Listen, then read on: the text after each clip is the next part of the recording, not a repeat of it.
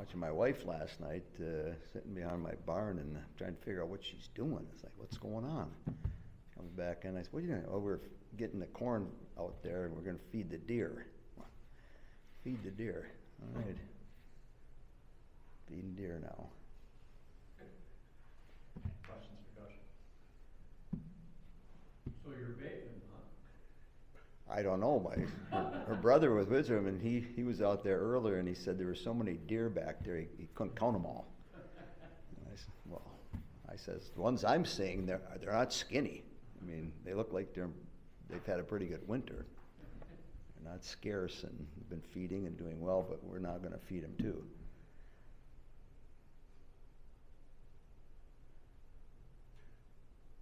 You've got more players on the ice today, obviously. What's your plan for, I guess, reintroducing players, getting them back, maybe giving them the time they need to rest? Or I know a couple of players working right back from the airport, and 12 hours later they're on the ice. How's that going to work this week? Hockey players, they like doing that. I think individually you have to deal with them. And so, as they're coming back, a couple of them wanted to get on the ice today, and obviously Ava didn't see a lot of game time out over it. But so she wanted to get out, and Kristen wanted to get out. The other two kids, obviously, whether it's on the ice or off the ice, a lot of things going on. And so, you have to respect that, especially, they got in late last night. And the big thing is to try to get into a normal sleeping pattern.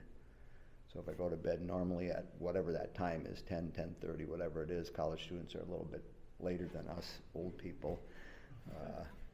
And then can I sleep through the night? Or am I waking up at 2, 3 in the morning, and all of a sudden it's like, I'm playing with my phone or doing whatever I need to do and I can't sleep. So the sooner you're able to do that and then get back into a normal routine, the better chance you have to do what you need to do. And so we'll see how tomorrow goes. We'll get the other couple kids back tomorrow and see what we do. But again, it comes down to what the group eventually wants to do, because all of a sudden things change. And what's your attitude? Is that going to change too, or is the team become the most important thing right now, as it should be? And so that's the phase we'll navigate through. We'll do a team activity tomorrow evening, just to connect everybody and get into a space outside the rink and have some laughs and do some things that you normally don't do, and start the process of getting ready for Friday night's game against Bemidji. You've talked throughout this year as this being a challenge, putting pieces together, a puzzle, ripping them back out, putting them back in. Is there a harder challenge doing it in this kind of truncated now, hopefully 4 weeks that you guys get to doing that? Like, is that harder to do now, knowing you're like right at the very end of just trying to put it all back together? Well, it certainly adds more challenges. If you had an exhibition game Thursday night, or you had a couple more games of your regular season, to do some things to get people back up to speed and more connected. I mean, you talk about whether it's basketball or hockey, and coaches talk about, the group that's on the ice or on the court, are they connected? And if you're connected, things are generally probably going pretty well for you. When they're disconnected, then you're dealing with stuff. And so, obviously, stepping into your first playoff game presents a challenge to try to get everybody on the same page. And, as we talked about last week, we had to take, USA took care of that Thursday. We were fortunate enough to take care of what we needed to do Saturday and Sunday. And so it put us in a position to, enter into this weekend with some different options as far as what we want to do as a lineup. And so, where are we going to play Layla? We're going to start her on defense, or we're going to put her up front. And so, depending on how you're playing, you might be able to do some things. So we'll get our group organized tomorrow. We'll get them ready for Friday night. And then, like I've done all my coaching career, you get done with that game and we've experienced something, and then you sit back and say, okay, do we need to change some things?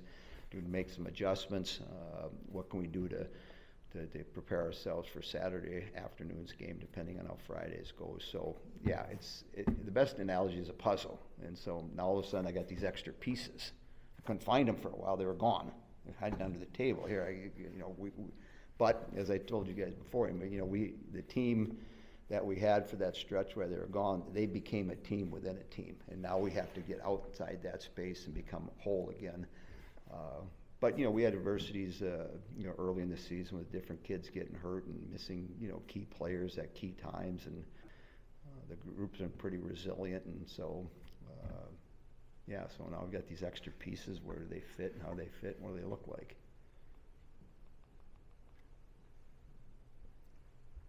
I know it's not the ultimate goal in an individual season, but to win a regular season championship, 11th in program history, second straight, how do you maybe compartmentalize that celebration to honor it in the moment before you move on to the next, the conference tournament and ultimately national tournament?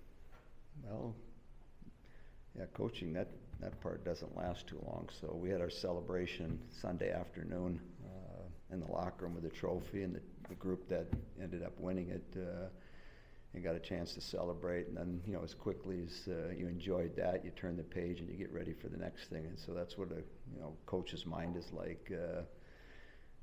The real smart coaches, can leave it at the rink or the court or the field, but there aren't really too many coaches that are in that space because we take a lot of things home with us, and you wake up in the middle of the night trying to figure things out, whether they're going good or bad or indifferent. And so that's part of what you sign up for. But there's always moments that you can celebrate. And so I'm sure the kids, especially with the game ending at 1 o'clock on Sunday, you still have daylight, you still have opportunities to spend time with your family and your teammates and celebrate. And so you take that moment. But then Monday comes, and Monday's always here, and then you get ready for what you need to do next. And so you start preparing for what for us, in the next 2 days are going to look like with players coming back, and then getting the team organized to play Friday.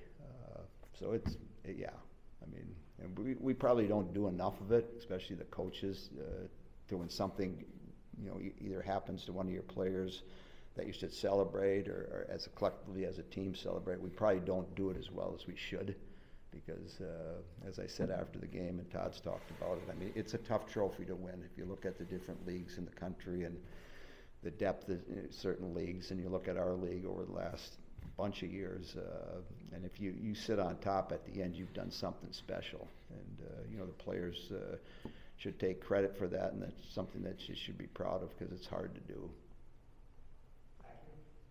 Coach, is there a particular player or players that you're really proud of over the last month that stepped into a leadership role that you think will bode well for the future?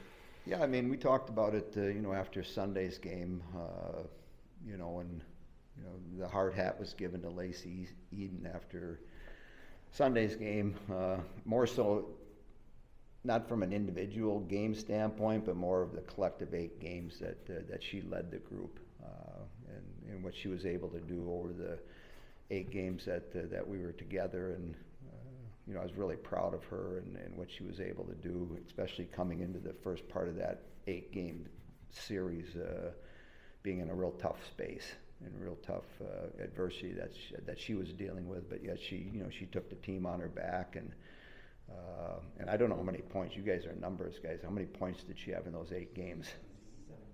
Pretty crazy. And so, against, Minnesota, against Ohio State, then you're on the road. And even, she probably saved her best for the last 2 games here. So that's something from my standpoint that, to watch that transpire and watch it happen, that's pretty powerful in who she is and what she was able to do. I was real proud of Raya, coming in, not having a lot of game experience, and gave us a chance to win those 8 games. We were fortunate enough to win 6 of them. Could have won the other, maybe not the first one against Ohio State, but we could have won the one up in Minneapolis. And so that's what we asked of her. She prepared herself. Now she got her opportunity, and she ended up winning 6 games for us, and a big reason why we ended up getting to where we needed to get to. So But then I could go just continue to go down the line of different players at different times, and if we were going to be successful in those 8 games, and I was at the end of the 8 games, I would say, hey, we're going to need some contributions from these players, They're going to have to chip in. They're going to have to do this because their minutes are going up. And if we can get into that space and do that, then I sit before you and talk about those individuals. And as I told the team, Sunday after the game, everybody in that room had a part. And the reason we got to where we needed to get to and ended up winning the league was because of all those individuals. And whether it was in every game or certain games or certain moments, people stepped up. But, I talk about Lacey and about Raya probably more than anybody else. Which way are you leaning with Layla? Forward, D? If you had to pick now, where did you go? And is it something you would be willing to shift in the middle of Friday's game if you needed to? Yeah, I mean, I think, collectively it's, we'll look at what practice looks like. We'll look like at, what energy she's got. And so, I'll go back on some of my experience because I've been in their shoes before, and you're coming back and then all of a sudden you're traveling and then you're going into a locker room and you're getting ready to play, for me, my first NHL game. And so, and we'll have some conversations, and it might be both. I don't know. And so, yeah, we'll make those decisions probably as we get to Thursday and then start. And then maybe in the middle of the game we might like something or not like something and make adjustments on that. But, the setting, she was in compared to the setting that we're going to be in is different. Especially, most of the games that, USA will play they've got the puck a lot. They don't spend a lot of time in their own end. And so that, depending on what personnel you have, you can make some adjustments and move some kids around and do some things that they were able to do and be successful with.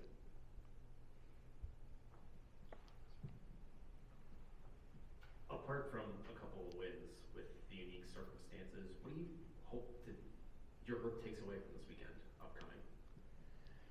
Well, the big thing is don't get ahead of yourself and, focus on the one game Friday because everybody's back at the starting gates and everybody's got 0 wins and 0 losses. And whether you've had a great season or you've had a poor season, everybody has a chance. And when you have a chance, there's an opportunity, and then are you going to make the most out of your opportunity? And so you can look at standings and you can look at regular season, but funnier things have happened in the game of hockey, and you have to be ready to play. And so our big thing is, with the kids coming back into the fold, can we keep the same energy? Can we keep the same enthusiasm that we've had, especially over this past weekend?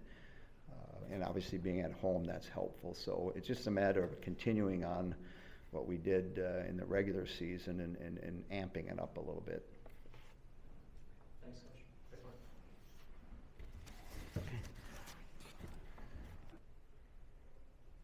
guess let's start with Kelly a bit. Coach talks a lot about that start of the playoffs, everyone 0-0, you're back to the starting gate.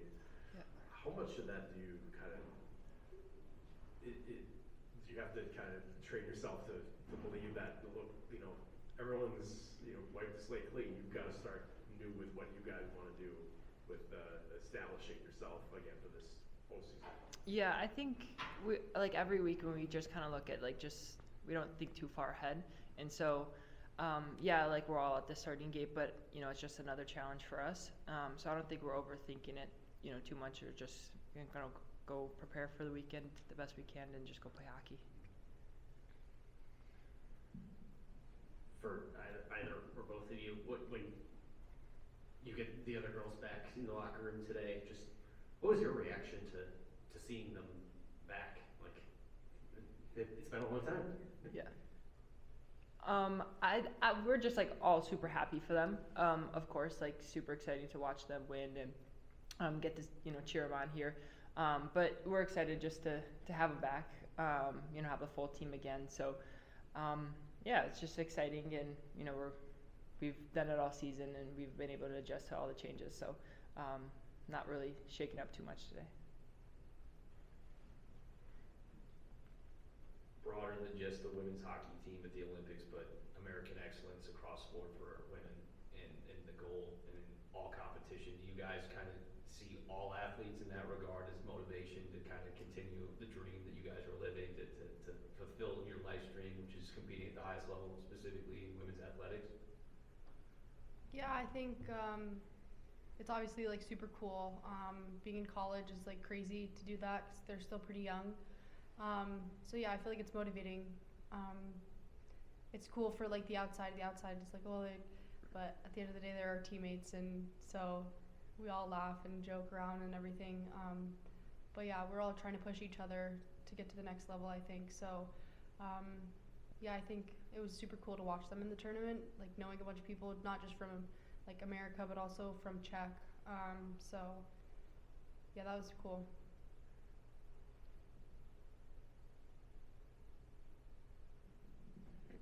Laney, what do you think as a decor you guys have maybe grown the most in through this last stretch of really 8 games, or take it back into the start of the semester, but where do you feel like the game has continued to grow for the group?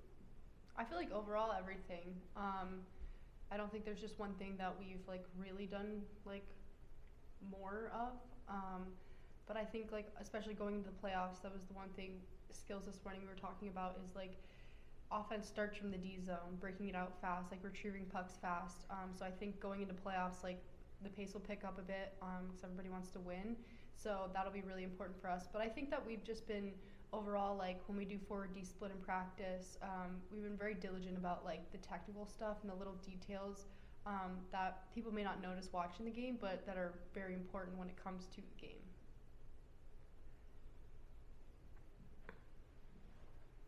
Kelly, people often want to kind of hit the fast forward button and get back to where you guys are now, right? Because you're looking to defend the national championship, but certainly this season had its different challenges and triumphs.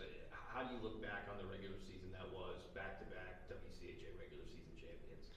Yeah, I think it challenged us in a lot of ways. Like we were challenged in some of the losses and also challenged in a lot of the wins. And so we grew a lot, from the beginning of the season till now, and it's really cool to kind of see that progress. And also like we've been battle tested, we faced the adversity, and so I think we're really ready for playoff hockey.